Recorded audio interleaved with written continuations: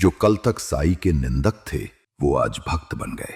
श्री साई बाबा पर आक्षेप करने वाले अजय गौतम आज राहता अदालत में हाजिर हुए और जानते हैं क्या हुआ? उन्होंने अपनी गलती मान ली। उन्होंने कहा, मेरी गलतफहमी दूर हो गई, अब कोई गलत बयानी नहीं करूंगा। और ये देखिए, अदालत से सीधे बाबा की आरती तक। जी हां, उन्होंने मध्याह्न आरती में हाजिरी भरी और साई चरणों में शीश नवाया। और सिर्फ इतना ही नहीं, अब वही अजय गौतम बाबा के प्रचार प्रसार के लिए एक किताब लिखेंगे। संस्थान के सीईओ श्री गोरक्ष गाडिलकर ने स्वागत किया, लेकिन चेतावनी भी दी। स्वागत है, लेकिन बदनामी करने वालों पर कार्रवाई जारी रहेगी। ये साई का दरबार है, यहां देर है अंधेर नहीं। आइए सुनते हैं क्या कहा अजय गौतम ने। साईं बाबा की जय हो। मेरा नाम आचार्य अजय गौतम, और बाबा के सबसे पहले दर्शन करने में 1995 के अंदर अपने एक दोस्त के साथ आया था। उस वक्त एक छोटा सा गांव हुआ करता था, बॉम्बे से बसें चला करती थी। उस वक्त मैं पहली बार दर्शन करने के लिए आया था। और दिल्ली के अंदर लोधी रोड पे जो एक मंदिर है साईं बाबा का, जो दिल्ली के सभी लोग जानते हैं, वहाँ हम अक्सर दर्शन करने के लिए जाया करते थे। फिर कुछ समय के बाद पश्चात सोशल मीडिया में बहुत सारी इस तरीके की अनर्गल या मिसलीडिंग बातें आने लगी, जिससे एक हिंदुओं को डिवाइडेशन या विभाजित करने की बात थी, या साईं बाबा को लेके कुछ उस तरीके की बातें थी जो सत्य नहीं थी। और उन सब बातों को सुन के बहुत सारे लोग भ्रमित हुए, या बहुत सारे लोग थोड़ा सा रास्ते से अलग चले गए।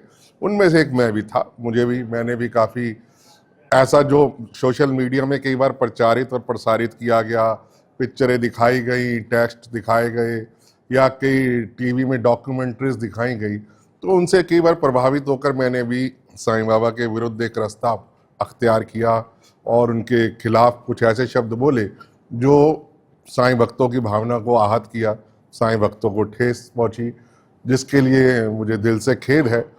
और मैं ये जानता हूँ, मैंने जो अनुभव किया पिछले कुछ समय से, कि साईं बाबा के आज नहीं, जब मैं 1995 में आया था, तकरीबन 30-31 साल पहले, उस वक्त भी करोड़ों भक्त थे पूरी दुनिया में, और आज उन भक्तों की संख्या कई गुना बढ़ चुकी है। और ये भक्त के और उसके गुरु के और उसके ईश्वर के बीच का संबंध है। किसी व्यक्ति की साईं बाबा के प्रति क्या निष्ठा है, उनके चमत्कारों में, उनकी सीख में, उनकी श्रद्धा में, उनकी सबूरी में, सबका मालिक एक में, जो भी उनकी श्रद्धा है, ये एक भक्त का और उसके गुरु का, उसके ईश्वर के बीच का रिश्ता है। हम लोग कई बार सोशल मीडिया के माध्यम से, या इस मीडिया का जो गलत डिजिटल प्लेटफॉर्म का जो मिसयूज किया जाता है, उसमें आके कुछ चीज़ों को सत्य मान लेते हैं जो नहीं होता। जैसे राजस्थान, जैसे कहते हैं रेगिस्तान में झील दिखाई देती है पानी की, लेकिन होती नहीं है। इसी तरीके से एक मृगरीचा शब्द है, मृगरीचा में आके हमसे भी, मुझे भी कई चीज़ें ऐसी थी जो मुझे बाद में जाके लगा कि जो मैंने बोला बाबा के खिलाफ वो सही नहीं था, त्रुटि थी उसके अंदर, और मेरी बातों से बाबा के भक्तों को ठेस भी पहुंची। इसके लिए मैं बिल्कुल दिल की गहराइयों से खेद प्रकट करता हूं कि विवाद को हल निकाला जाए, जो गलतफहमियां लोगों के मन में है वो दूर करी जाए। साईं बाबा के जन्म को लेके, उनके धर्म को लेके, उनके इतिहास को लेके, उनकी सीख को लेके, उनकी शिक्षा को लेके, जो एक समाज में एक ऐसी दायरा बन चुका है जो बाबा के प्रति एक गलत धारणा को पैदा करता है, विवाद को बढ़ाने की जगह मैं धन्यवाद देना चाहूँगा हमारे अध्यक्ष जी का, हमारे कोते साहब का, कमलाकर साहब का, कि इन्होंने प्रयास किया कि हम विवाद ना बढ़ाएं और लोगों में जागरण बताएं, लोगों को सच बताएं। और उसी कड़ी के अंदर आज मैं यहाँ शिरडी आया। मैंने खुद बाबा की आरती को जब देखी, तो जो हमारे कह लीजिए शुक्ल यजुर्वेद का पुरुष सूक्त है जयकर साहब, उससे आरती थी। शुक्ल यजुर्वेद के मंत्रों से आरती थी। चंद्रमा मनसो जाता चक्षु सूर्यो जायतः, या भोग लगाने का तरीका, प्राणाय स्वाहा, पनाय स्वाहा, वहनाय स्वाहा, जितनी भी जो भी परंपरा थी, वो निश्चित में आप जब आरती में खड़े होते हैं तो आप अपने अपने इष्ट देवता से कनेक्ट हो जाते हैं। तो आज की जो यहाँ मेरा आने का जो प्रयोजन था वो यही था कि लोगों के मन में जो गलत बातें हैं, गलत धारणा है, उनको किसी न किसी रूप में दूर करा जाए। मेरे से जो जाने अनजाने में गलती हुई उसके लिए खेद प्रकट किया जाए।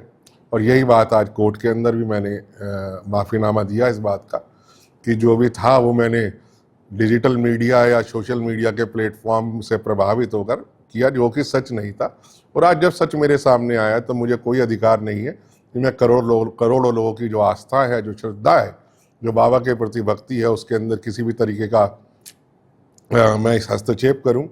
और आज हम लोगों ने यही फैसला किया, कमलाकर साहब ने और हमने, कि लोगों के बीच में इस जागरण को बढ़ाना है, बाबा की भक्ति को बढ़ाना है, बाबा की सीख को बढ़ाना है, और उनके धर्म को लेके, उनकी सीख को लेके और बाकी चीज़ों को लेके समाज में जो गलत धारणाएं फैली हुई हैं उसको अपने को समाप्त करके सभी हिंदू सनातन धर्म को एकत्र कर कर एक ही समय पे एक ही रास्ते पे चलना है। धर्म या पंथ संप्रदाय के नाम पे अपने सनातनियों को विभाजित नहीं होने देना।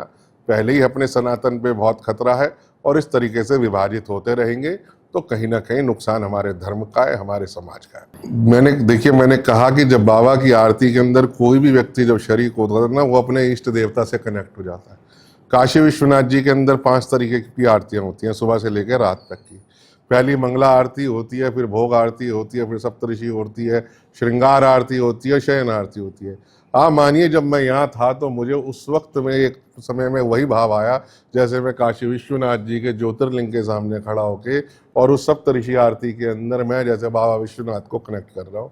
वो वास्तव में जो आरती है वो इतनी बढ़िया, इतनी मधुर, आपको अपने आप से जोड़ने वाली है और आपको अपने इष्ट से जोड़ने वाली आरती है, जो निश्चित तौर पे, मुझे मराठी नहीं आती लेकिन मैं आरती के लिए मराठी सीखूंगा इस बात को लेके, ताकि मैं आरती पढ़ पाऊँ और आरती को सीख पाऊँ या याद कर पाऊँ। तो ये एक बहुत अच्छी बात है कि, और जैसे मैंने काकड़ आरती के बारे में सुना, सुदर्शन न्यूज़ पर लगातार आरती आती हैं और कमलाकर साहब से तो भेजते ही रहते हैं। तो कहने का प्रयास यही है कि बाबा के जो करोड़ों भक्त हैं और बाबा की जो सीख है, बाबा ने जिस तरीके से सरलता दी है, सुगमता दी है, सहनशीलता दी है बाकी के मंदिरों में, और इस मंदिरों में जो मैं एक चर्चा कर रहा था रास्ते में, वो ये था कि बाकी के मंदिरों में जब हम जाते हैं तो देखते हैं कि वहाँ पूजन को लेके, प्रसाद को लेके या बाकी चीज़ों को लेके क्लिष्टता है, थोड़ी टफनेस है। यहाँ व्यक्ति के पास फूल है, फल है, धूपबत्ती है, अगरबत्ती है, जो उसके पास है वो आता है, वो श्रद्धा से चढ़ा देता है और वही उसकी सरलता और उसे जोड़ने का जो सबसे बड़ा साधन और माध्यम है वही है कि सरलता है। यहाँ जो साईं बाबा के जितने भी मंदिर हैं, जितने भी विग्रह हैं, उसमें जब भी कोई कह लीजिए भक्त आएगा तो उसको कोई क्लिष्टता नहीं मिलेगी, टफनेस नहीं मिलेगी। वो आएगा अपना जो उसके पास है, कुछ भी नहीं होगा तो हाथ जोड़ के कहते हैं ना, प्रार्थना पूर्वकम नमस्कारम समर्पयामि, वो उतना भी कर लेगा तो भी बहुत है। तो मेरा यही मानना है कि समाज के अंदर डिजिटल मीडिया का दुष्प्रचार और दुरुपयोग करके जिस प्रकार से साईं बाबा के धर्म इत्यादि को लेके बहुत सारी हजारों भ्रांतियां फैली हुई हैं, उन सबको एक साथ मिलकर दूर करने का हमें प्रयास करना चाहिए। मैं पुनः साधुवाद देता हूं हमारे अध्यक्ष जी का, कमलाकर साहब का और जयकर साहब का, कि इन्होंने इस बारे में सोचा कि विवाद को ना बढ़ा के हमें साईं बाबा की जो सीख है, श्रद्धा और सबूरी की और क्षमा की, उसको आगे बढ़ाना है और सबको एक ही दिशा में काम करना है।